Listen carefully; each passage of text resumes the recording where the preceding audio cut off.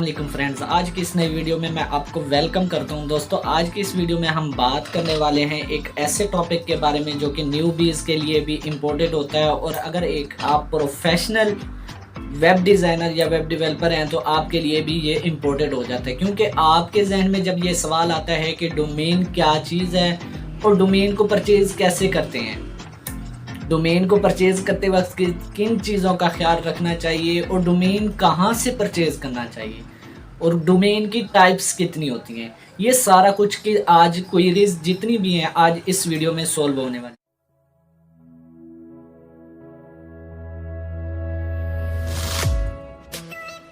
सबसे पहले हम बात कर लेते हैं कि www.domain.com इसका पूरा ऑब्जर्वेशन क्या है। www.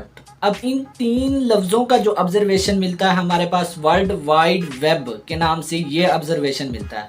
अब डॉट के बाद जो डोमेन नाम आ जाता है, जैसे स्किल फंडा आ गया, बीइंग ब्लास्ट आ गया, कोई भी नाम आ गया, यहाँ पे पाकिस्तान.com आ गया, ये जो पाकिस्तान का लफ्ज़ है ये आपका डोमेन होगा। और .com जो एंड वाला तीसरा जो स्टेप है हमारे पास, तीसरा जो ऑप्शन है जिसे एक्सटेंशन कहते हैं।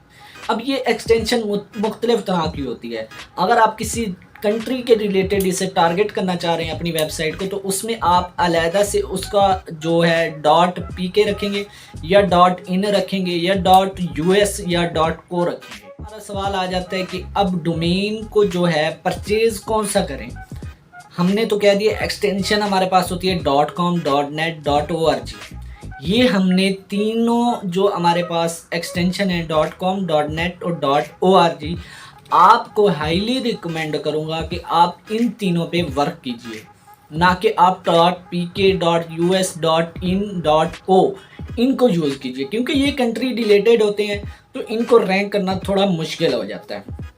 अब आपके जहन में एक सवाल क्लियर हो चुका होगा कि हमने कौन सी एक्सटेंशन वाला डोमेन लेना है, .com, .org और .net का। दूसरा सवाल हमारे पास आता है कि डोमेन की जो टाइप्स हैं वो कितनी होती है। अगर आप अमेज़ोन के रिलेटेड काम कर रहे हैं तो सबसे पहले जो हमारे पास आ रहा है ब्रांड डोमेन, उसमें हमारे पास मुख्तलिफ तरह के डोमेन हो सकते हैं, जैसे cnet.com हो गया, mashable.com हो गया। ऐसी बहुत सारी जो वेबसाइट होती हैं जो एक ब्रांड को लेकर आती हैं, वो उससे बहुत बड़ी वेबसाइट कह सकते हैं आप।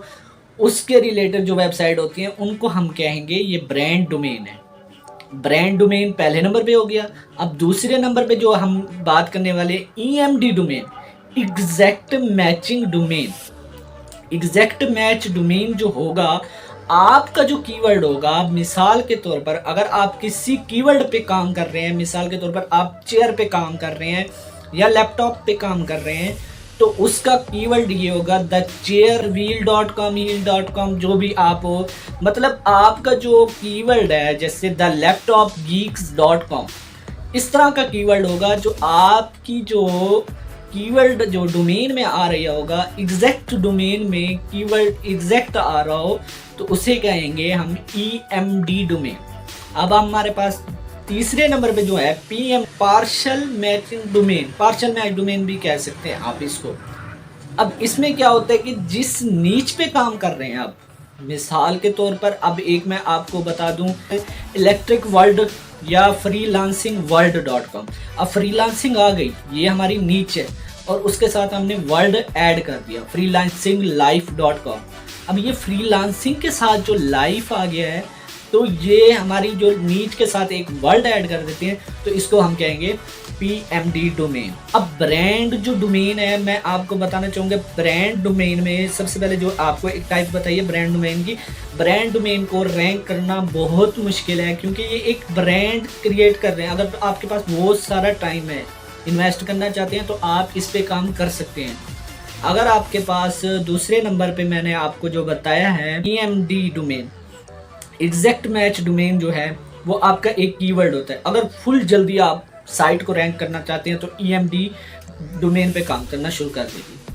PMD डोमेन जो है, मैं आपको हाईली रिकमेंड करूंगा कि आप इस पे काम कीजिए, क्योंकि ये पार्शल डोमेन होता है, इस पे पेनल्टी लगने के जो चांसेस होते हैं वो बहुत कम हो जाते हैं। नंबर पे हम बात कर लेते हैं कि डोमेन को बाई करने से पहले कौन से जो सवाल हैं वो जहन में रखने चाहिए हमें।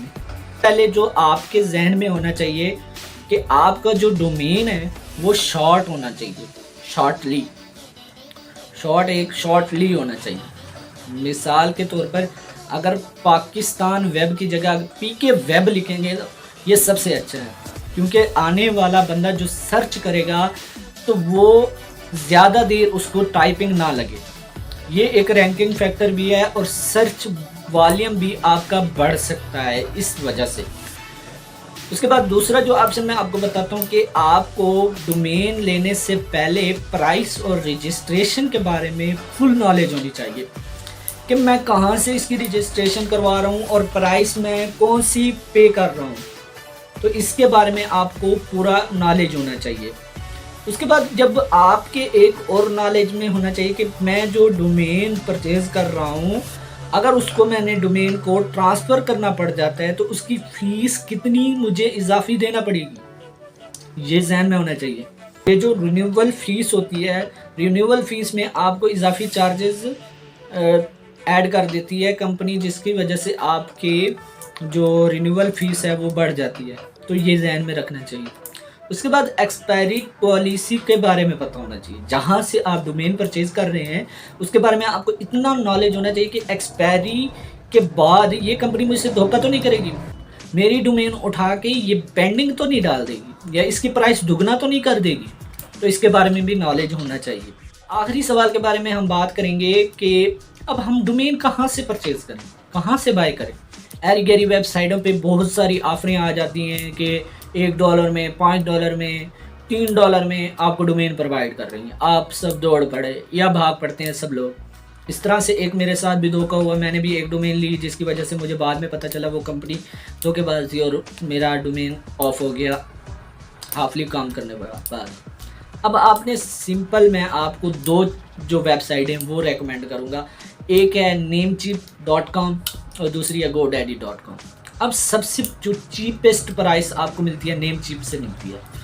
गोडैडी है, मैं उसको रेकमेंड नहीं करूँगा क्योंकि वो इजाफी चार्जेस लगा के, टैक्स लगा के आपको मतलब ज़्यादा बंडल बजट बना देती है, इस वजह से उस पर मैं आपको रेकमेंड नहीं करूँगा। उसके बाद मैं आपको एक और चीज़ और वेबसाइट बताना चाहूँगा जिस पे आपको होस्टिंग प्लस डोमेन मिले, वहाँ पे आप अच्छा है। वो भी आपको दो वेबसाइटें अच्छे दे सकती हैं। वो भी एक नंबर, पहले नंबर पे नेमचीप और दूसरे नंबर पे होस्टिंगर। मतलब होस्टिंगर जो है वो और साथ नेमचीप भी हो गई, ब्लू होस्ट हो गई, ये जो क्लाउड होगी, इस तरह की जो वेबसाइट हैं ये आपको अच्छे तरीके से प्रोवाइड कर सकती हैं ये चीज़ें। तो दोस्तों इस वीडियो का सिर्फ मकसद ये था कि न्यूबीज जितने भी आते हैं तो उनको मुश्किल का सामना पड़ता है, तो उसके लिए मैंने आज ये वीडियो बनाई है। तो वीडियो अच्छी लगी है तो हौसला अफजाई करने के लिए लाइक, कमेंट, शेयर लाजमी कीजिएगा। मिलते हैं अगली नेक्स्ट वीडियो में। आज के लिए बस इतना ही। ओके, अल्लाह हाफिज़। पाकिस्तान जिंदाबाद।